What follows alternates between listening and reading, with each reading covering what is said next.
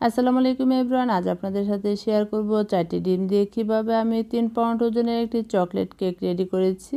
Simple একটি decoration সহ পুরো কেকটা আজকে আপনাদের সাথে শেয়ার করব। আশা করছি আমার আজকের পুরো কেকের ভিডিওটি আপনাদের কাছে ভালো লাগবে।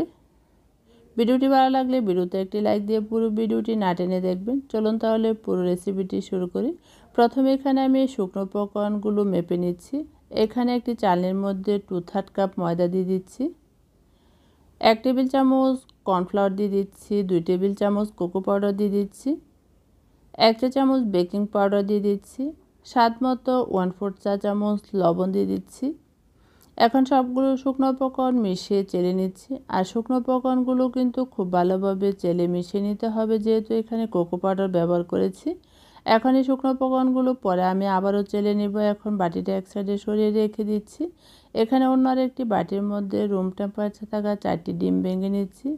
আর ডিমটা যাতে ফ্রিজে থাকবে অবশ্যই কিন্তু 1 ঘন্টা আগে বের করে রাখবেন।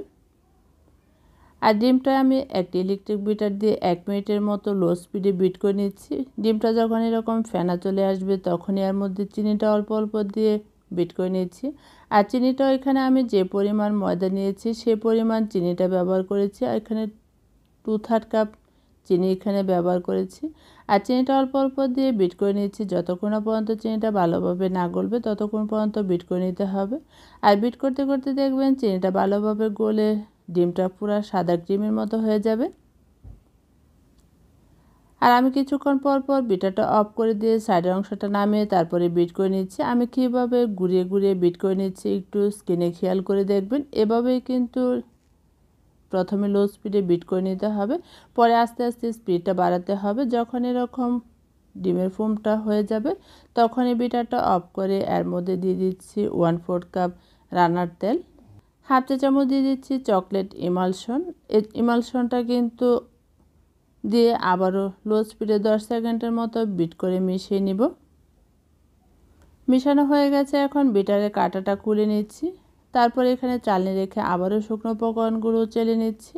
শুকনো উপকরণগুলো অল্প অল্প দিয়ে একটি হ্যান্ড উইচের সাহায্যে খুব ভালোভাবে আলতোভাবে মিশিয়ে নিতে হবে।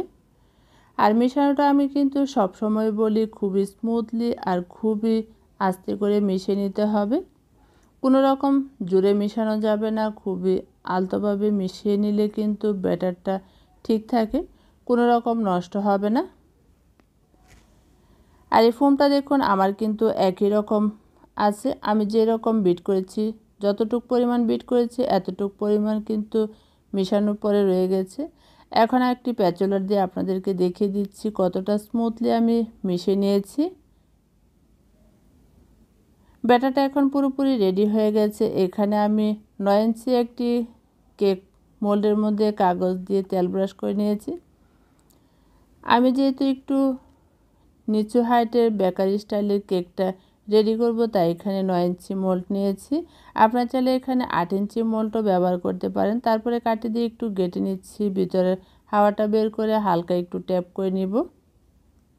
ভিতরে যাতে কোনো রকম বাবলস না থাকে সেটা খেয়াল রেখে আমি ট্যাপ করে নিচ্ছি। তারপরে এখানে চুলায় আগে থেকে প্যানটাকে 5 মিনিট প্রিহিট করে নিয়েছি। এখন মোল্ডটাকে বসিয়ে দিব।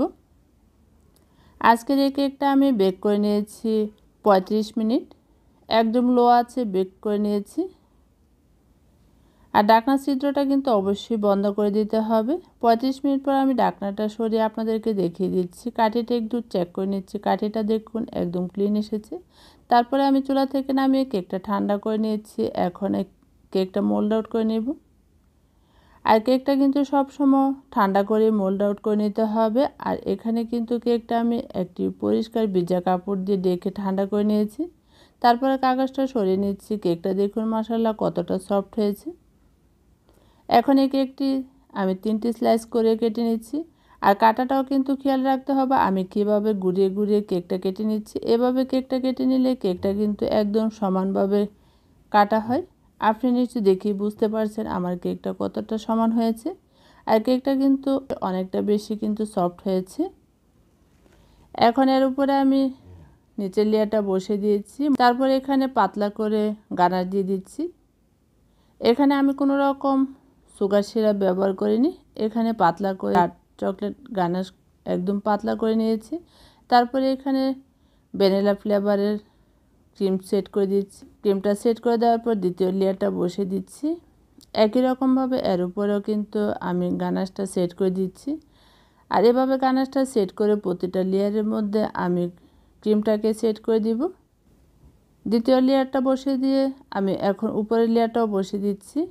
এখন উপরের লেয়ারটাও আমি ভালোভাবে সেট করে এর উপরেও গানাশটা সেট করে দিচ্ছি। পুরোটাকে প্রথমে ক্রাম কোট করে নিচ্ছি। হালকা ক্রিম দিয়ে আমি প্যালেট নাইফ দিয়ে পুরোটাকে ক্রাম কোট করে নিয়ে নর্মাল ফ্রিজে রেখে দিব আধা ঘন্টার জন্য। আধা ঘন্টা পর আমি ফ্রিজ থেকে কেকটা বের করে নিচ্ছি। এখন ফ্রিজ থেকে বের করে নেওয়ার পর এই কেকটা আমি আবারও ফাইনাল কোট করে নিচ্ছি। এই কেকটা কিন্তু আমি পুরোটা সাদা রেখেছি। এখানে পুরোটা কেক সাদা রেখে আমি পুরোটা ফাইনাল কোট করে নিচ্ছি।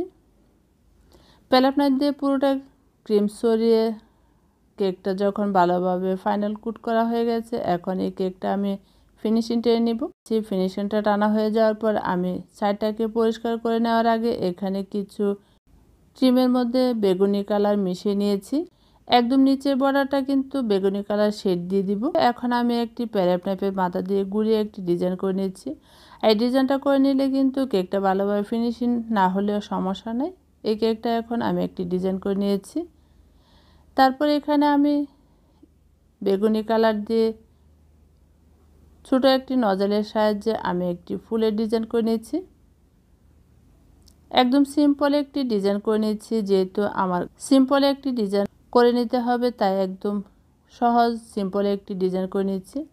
আর এই ডিজাইনটা কিন্তু আমি প্রথমে ভেবেছিলাম একটু ফাঁকা ফাঁকা রাখবো, তবে করতে করতে আমার এই ডিজাইনটা অনেকটা ঘন হয়ে গেছে। তারপরে এই ডিজাইনটা কিন্তু অনেকটা ভালো লাগছে। ফাইনাল লুকটা কিন্তু সামনাসামনি অনেকটা সুন্দর হয়েছে। তারপরে আমি একই কালার দিয়ে সাইডে বর্ডার দিয়ে দিচ্ছি একই নজল দিয়ে। এখন এর উপরে আমি কিছু সুগার বল অ্যাড করে দিচ্ছি।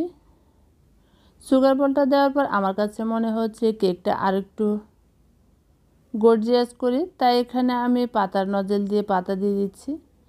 পাতাটা দেওয়ার পর এই কেকের ফাইনাল লুকটা কেমন হয়েছে অবশ্যই আমাকে কমেন্ট করে জানাবেন। আমি একদম সিম্পল করতে করতে কেকটা অনেকটা গর্জিয়াস করে ফেলেছি। আজকের এই কেকের ডিজাইনটা কেমন হয়েছে অবশ্যই জানাবেন। আবারও দেখা হবে অন্য কোনো নতুন রেসিপি নিয়ে। সে পর্যন্ত ভালো থাকবেন, সুস্থ থাকবেন। আল্লাহ হাফেজ।